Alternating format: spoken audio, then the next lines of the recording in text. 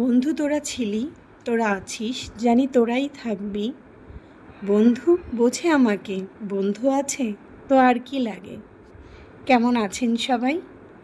আমি এশা। Welcome to story of এশা।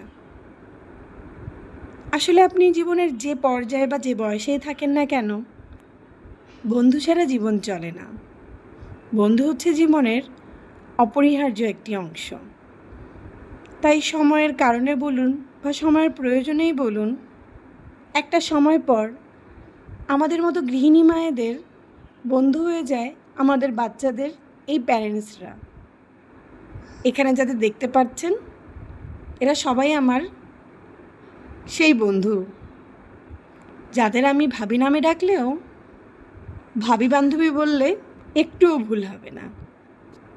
আজকে এদের সাথে ছিল ওয়ান ডিশ পার্টি।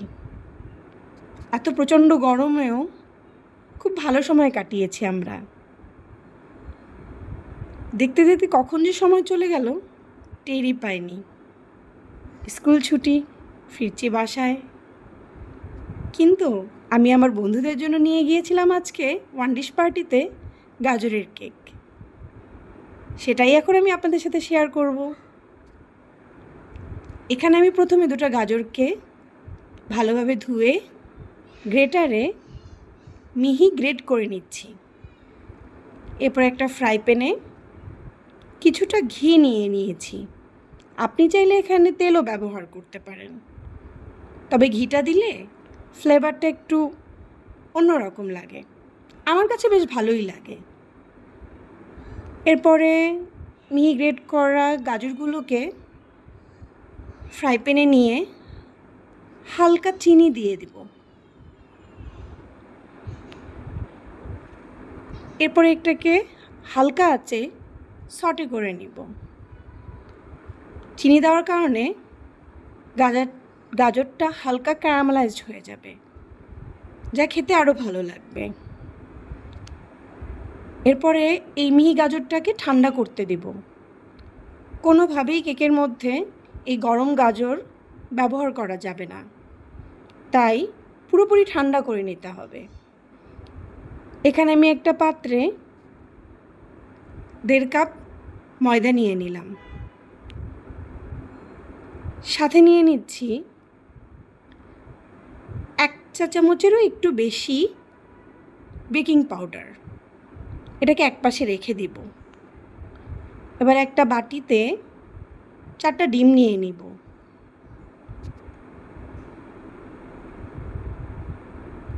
ডিম অবশ্যই রুম টেম্পারেচারের হতে হবে। এরপরে এই ডিমের মধ্যে যোগ করে নিব 1.5 কাপ চিনি। আপনি যদি একটু চিনি কম খেতে চান, এখানে একটু কম করেও দিতে পারেন। এটা পুরোটাই আপনার টেস্টের উপর ডিপেন্ড করছে।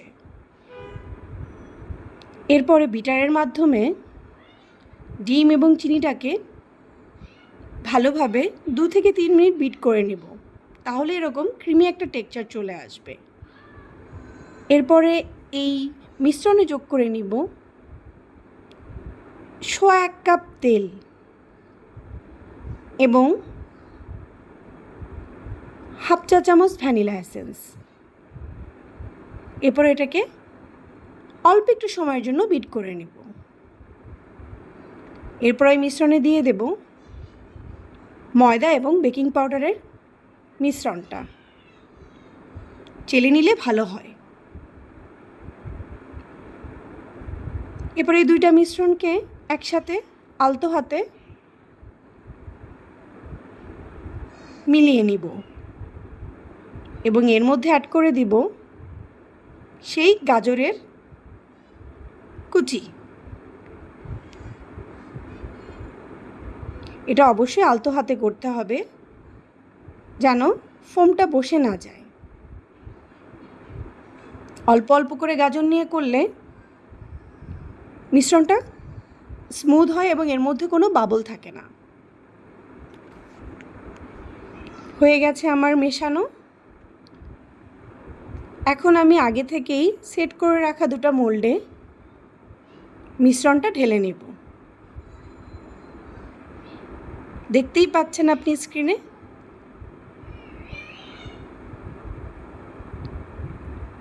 এরপরে আগে থেকে প্রিহিট করা ওভেনে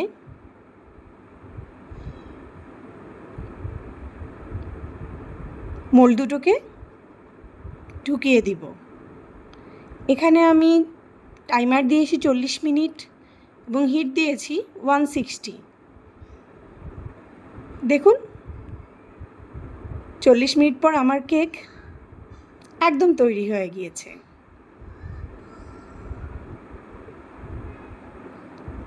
খুব সুন্দর কালার এসেছে, তাই না? যারা গাজর খেতে পছন্দ করে না বা যাদের বাচ্চারা গাজর খেতে চায় না, তারা কিন্তু এভাবে কেক বানিয়ে খাওয়াতে পারেন।